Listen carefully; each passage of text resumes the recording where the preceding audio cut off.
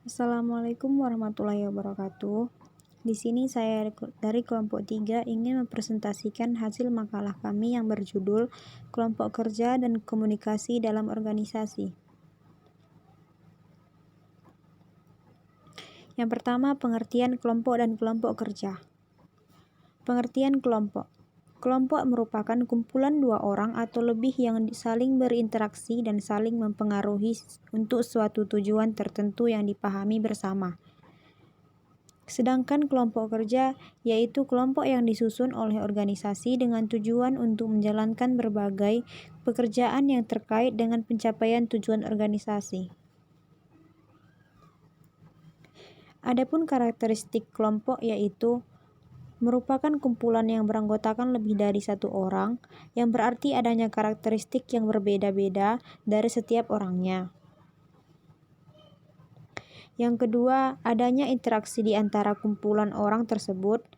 Dan yang ketiga, adanya tujuan bersama yang ingin dicapai.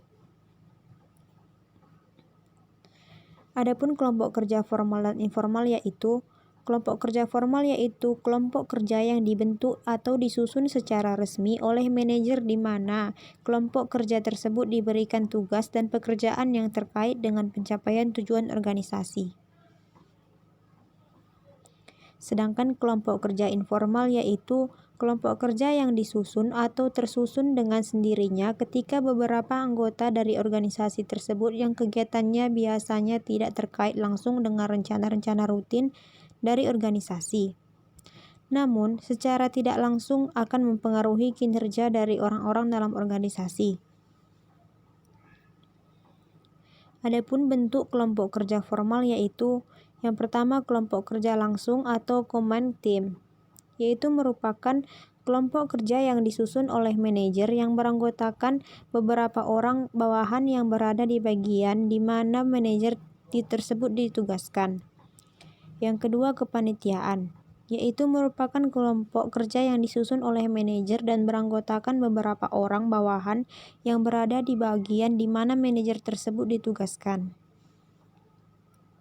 Dan yang ketiga, kelompok kerja temporal atau khusus, yaitu kelompok kerja yang disusun untuk kepentingan-kepentingan khusus dan bersifat sementara.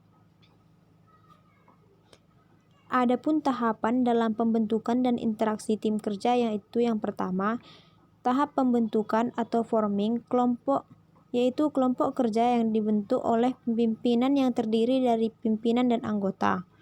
Yang kedua, tahap penguatan atau storming, yaitu anggota-anggota sudah dimulai menerima tugas dan berinteraksi satu dengan lainnya.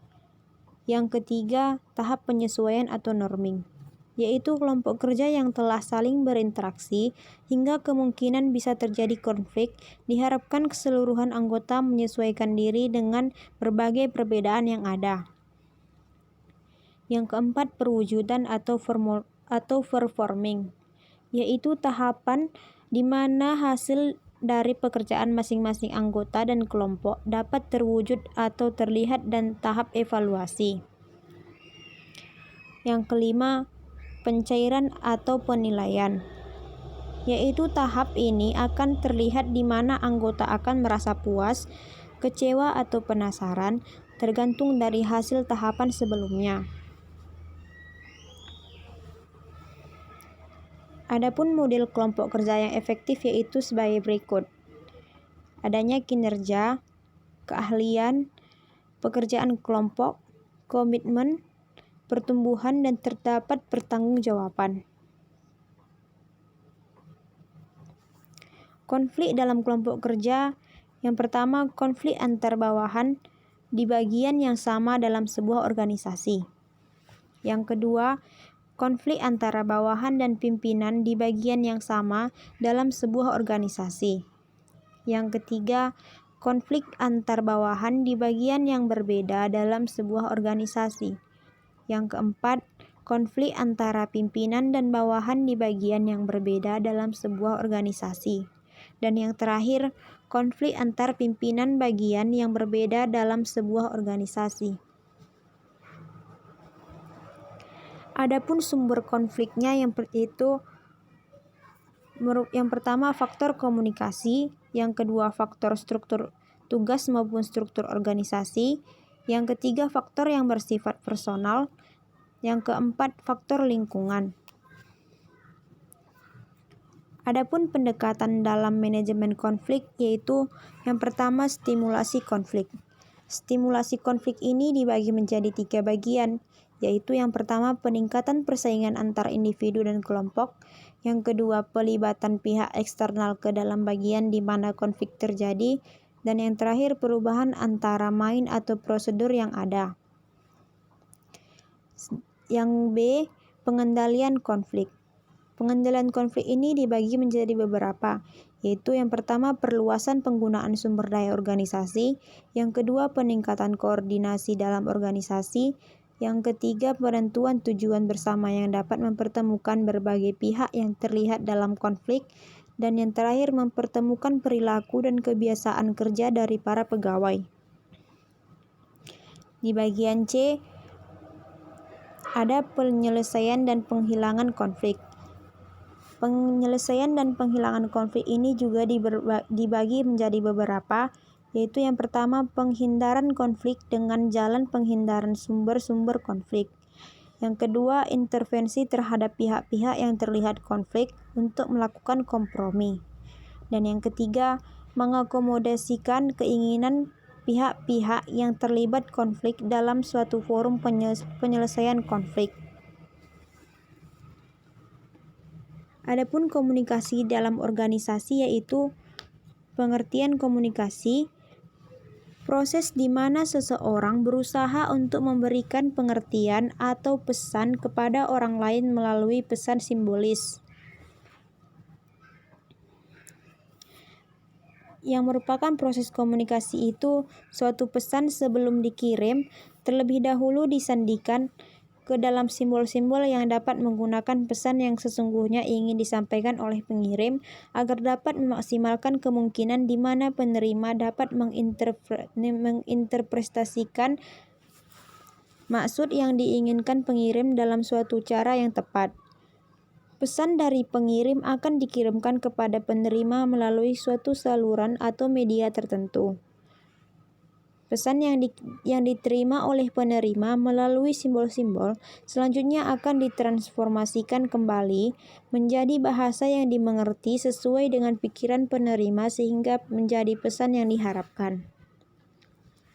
Adapun bentuk-bentuk komunikasi yaitu yang pertama, komunikasi interpersonal yang dibagi menjadi yang pertama, komunikasi lisan dan komunikasi tertulis.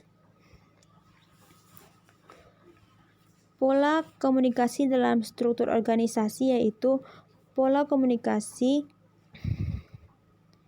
secara garis besar dapat berupa komunikasi vertikal dan komunikasi horizontal. Yang mempunyai pengertian, komunikasi vertikal merupakan komunikasi yang dilakukan oleh seseorang atau bagian yang berada pada tingkatan organisasi yang lebih tinggi dengan tingkatan yang lebih rendah atau juga sebaliknya. Adapun komunikasi horizontal biasanya dilakukan antara seseorang dengan orang lain yang memiliki tingkatan organisasi yang sama. Bentuk komunikasi yang dilakukan di antaranya yaitu komunikasi dalam rangka koordinasi, kerjasama, dan lain sebagainya. Adapun konflik dan komunikasi dalam sebuah organisasi yaitu dapat diidentifikasikan bahwa salah satu penyebabnya yaitu faktor komunikasi. Komunikasi yang tidak tepat atau yang salah akan menyebabkan akan terjadinya salah komunikasi atau salah persepsi atau sering dinamakan dengan miscommunication, yaitu ketika komunikasi yang dilakukan tidak sesuai dengan apa yang sebenarnya yang ingin dikomunikasikan. Faktor komunikasi berperan penting dalam penyelesaian konflik dan berperan penting juga dalam organisasi. Oleh karena itu, komunikasi memiliki peran penting dalam sebuah organisasi.